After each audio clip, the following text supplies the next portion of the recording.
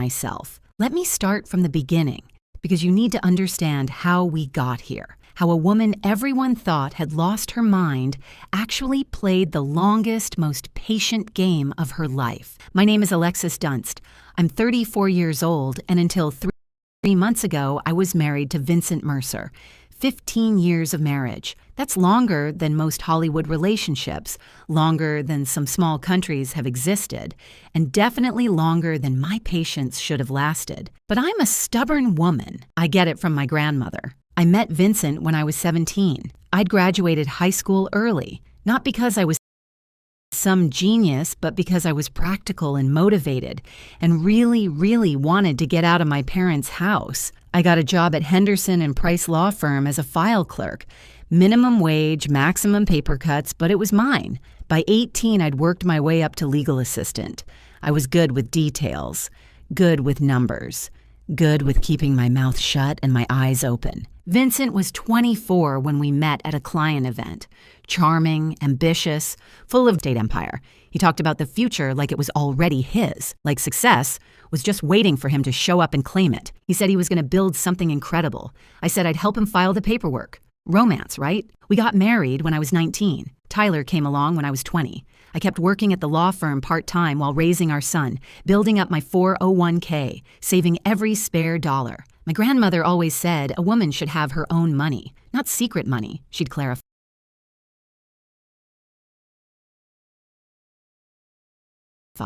Just her own, something nobody could take. At 23, Vincent's business finally took off. He asked me to quit the law firm and help him full-time. He needed someone to manage the books, handle clients, coordinate with contractors, someone he could trust completely. So I became his unpaid everything. Bookkeeper, office manager, client liaison, interior decorator for model homes, marketing coordinator, event planner. I did it all while raising Tyler, managing our household, and somehow keeping everyone fed and reasonably happy. My official title was wife.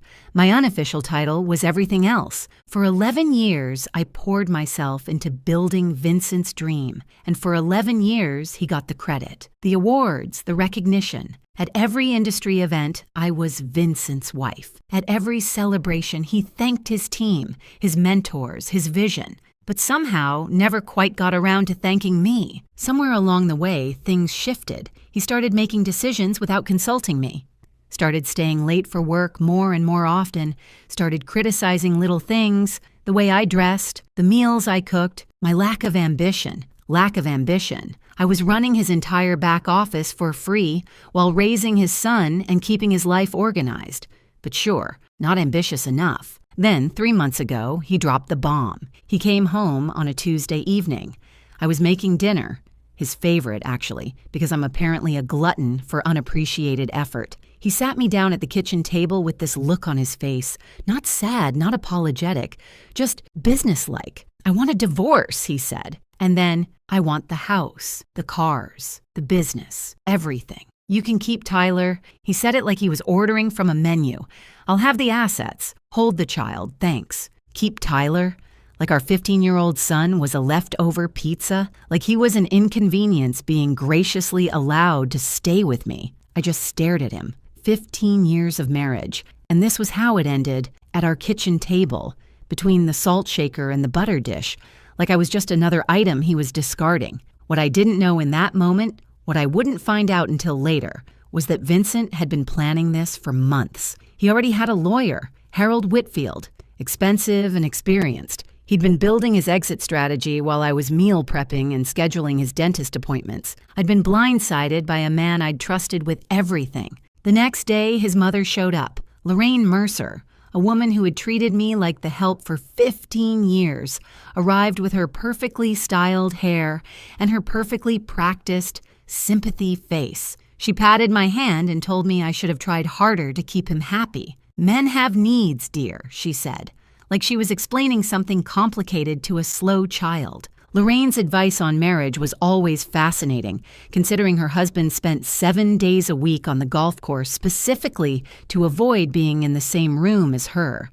But sure, I was the problem. That first week was a blur. Vincent moved me to the guest room. He had documents drawn up, settlements proposed, timelines established. Everything was moving so fast, and I felt like I was drowning. Everyone saw a woman whose world had just collapsed, a wife being thrown away after 15 years of service, a victim who didn't see it coming. But here's the thing.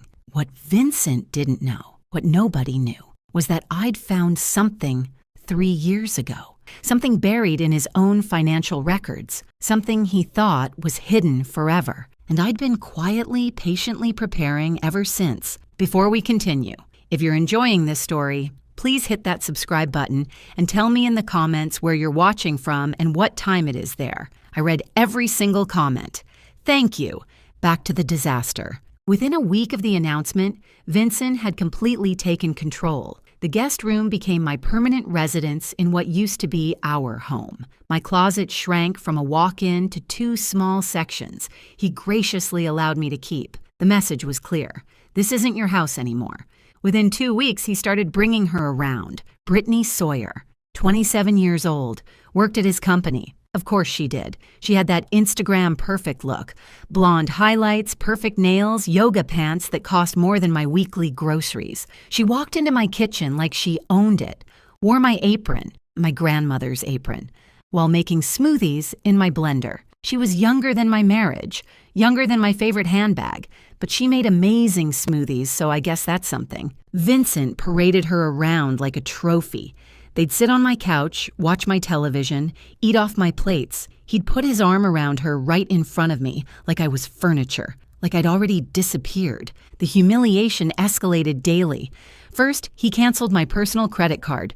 We need to separate finances, he said, like he was being reasonable. Then the joint card. Then he suggested I should probably find somewhere else to stay while we sorted things out. My own home, and I was being asked to leave. Lorraine came over to help me pack.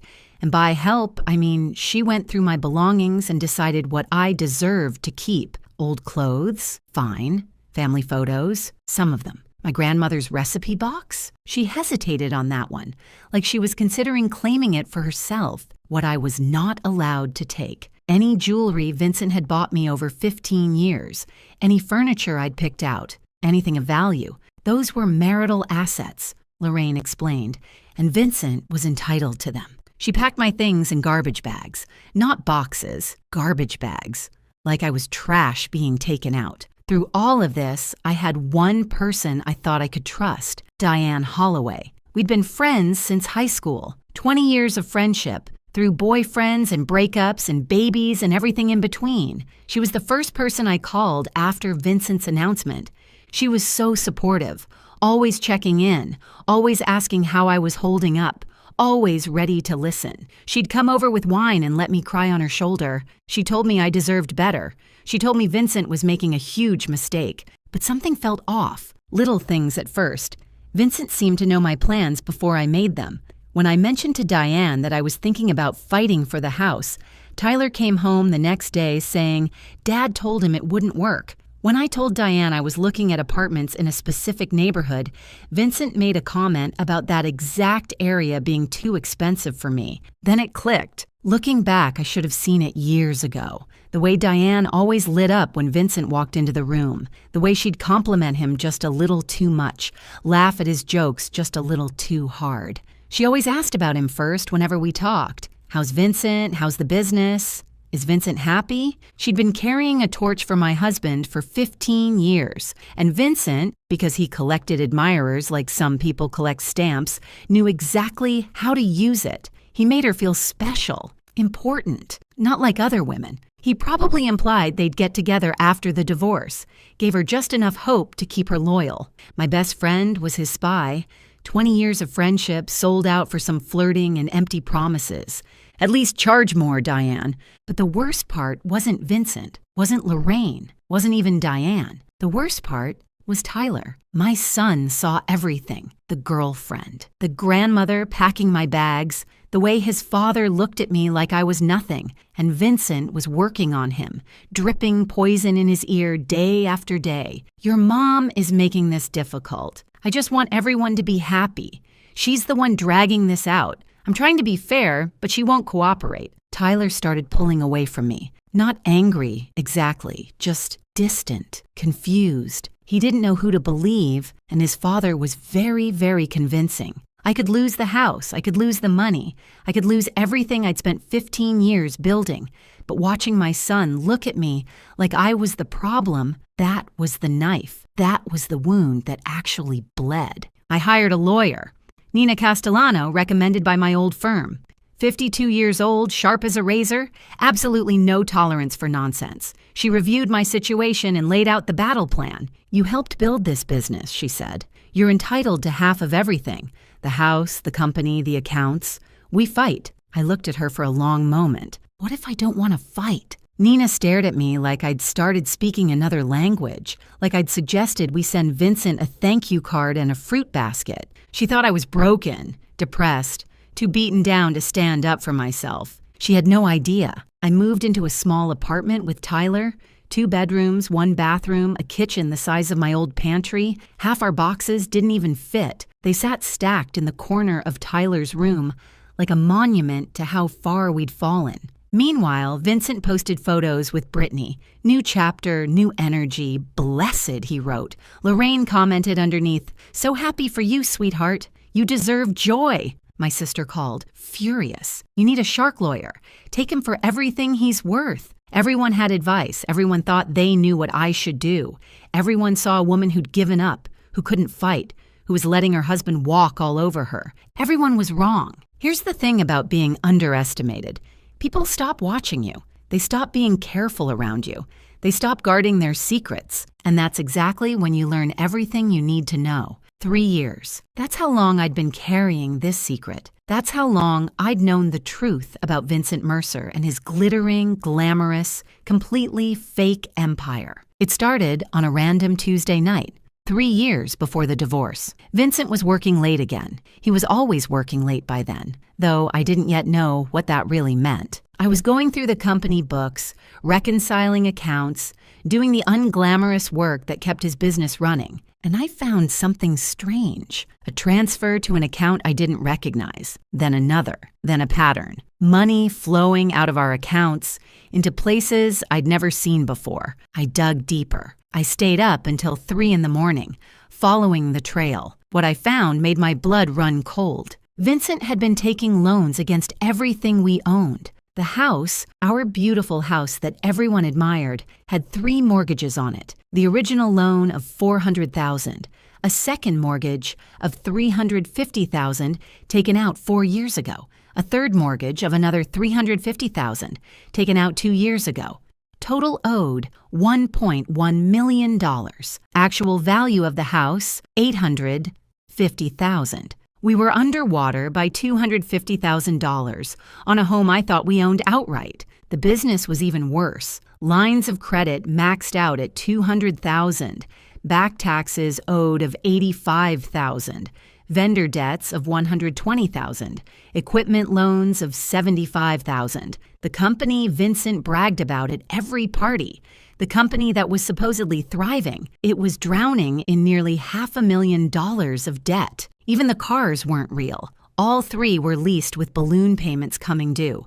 We didn't own anything. We just had very expensive monthly obligations. I sat in my kitchen at 3 in the morning, surrounded by printouts, and did the math. Total debt, approximately $1.9 million. Total actual asset value, maybe $1.6 million. We were $300,000 in the hole, maybe more. But where had all the money gone? I kept digging. Over the following weeks, I traced every transaction I could find, and the picture that emerged was devastating. Cryptocurrency investments, $180,000, all lost. Gambling, $75,000, gone. An apartment I didn't know about, rented for a woman I didn't know about. $60,000 in rent and furnishings. Lifestyle expenses that never made it home. Watches, suits, trips I was never invited on. Another $85,000. My husband wasn't building an empire. He was building a house of cards with borrowed cards that were also on fire. We looked rich the same way a mannequin looks alive, convincing from a distance, completely hollow up close. My first instinct was to confront him. Like I was a wounded animal he was graciously putting out of its misery. I deserved an Oscar for that performance, or at least a Golden Globe. I was giving the role of a lifetime, and my only audience was my lying, cheating, soon-to-be bankrupt ex-husband. With each passing week, Vincent's arrogance grew. He stopped being careful, stopped pretending to be the reasonable one. He started telling everyone who would listen that I hadn't even fought. She just gave up, he told his golf buddies.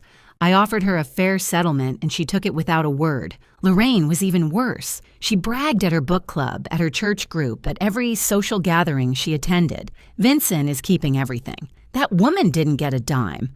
I always knew she wasn't strong enough for my son. To celebrate his upcoming victory, Vincent bought himself a new watch, $15,000. I know because I saw the charge on the business account. He was still using company money for personal expenses, still digging that hole deeper. He wore it to our next mediation session, making sure I noticed. He also took Brittany to dinner at La Maison, the French restaurant where we'd celebrated our 10th anniversary. He posted photos on social media. "Life is good when you're with the right person," he wrote. The right person. He meant the person who didn't know about his debt, yet. Meanwhile, Brittany had started redecorating my house. New furniture in the living room, new art on the walls. She even painted my kitchen. Gray.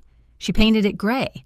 I spent 3 weeks choosing that sage green, 3 weeks of paint samples and lighting tests and driving myself crazy trying to get the perfect shade. And she painted over it with builder-grade gray, like it was nothing. Gray. Like her personality, like her future with Vincent once she found out he was broke. Very fitting, actually. Diane kept calling, fishing for information under the guise of friendship.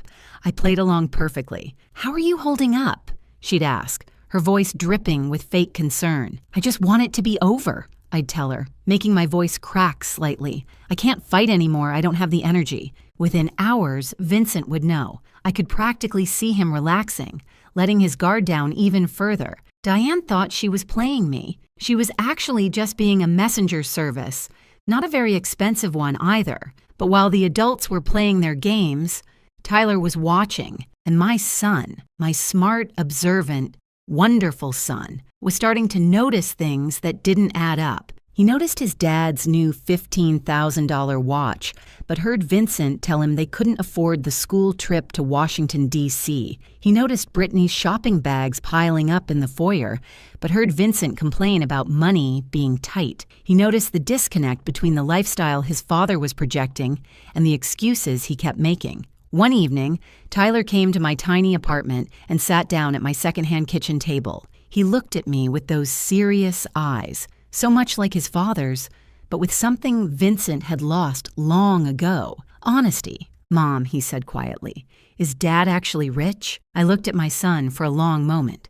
"What do you think?" He was quiet, processing. "I think something's not right. I think he's pretending." I reached across the table and squeezed his hand. "Trust me, just wait a little longer." My 15-year-old figured out something was wrong before 2 lawyers and a certified accountant did. I should bill his college fund for consulting fees. Behind the scenes, Nina was preparing our legal strategy with surgical precision. The main divorce agreement stated clearly that I was relinquishing all claims to marital property. The house, the business, the vehicles, everything would go to Vincent. In exchange, I would receive my modest cash settlement and walk away. But attached to that agreement was an addendum, a detailed liability disclosure statement. Every debt, every mortgage, every loan, every obligation tied to those assets. When Vincent signed for all assets, he would be legally assuming all liabilities. The mortgages would become his sole responsibility. The business debts would transfer entirely to him. The lease obligations on the cars would be his problem alone. It was all there in black and white. Legal, proper, devastating. Legal documents are like poetry, Nina told me. Boring, expensive poetry that can ruin someone's life. My favorite kind. 2 weeks before the final hearing, Harold Whitfield, Vincent's lawyer, called Nina with concerns. "My client is assuming significant assets," Harold said carefully. "I'd like to request a full financial audit before we finalize, just to verify everything." Nina kept her voice neutral. "Of course. We'll provide whatever documentation you need, but when Harold brought this to Vincent, my soon-to-be ex-husband shut it down immediately. No audits, Vincent told him. I built that company. I know exactly what it's worth. I'm not paying for some accountant to tell me what I already know. Harold pushed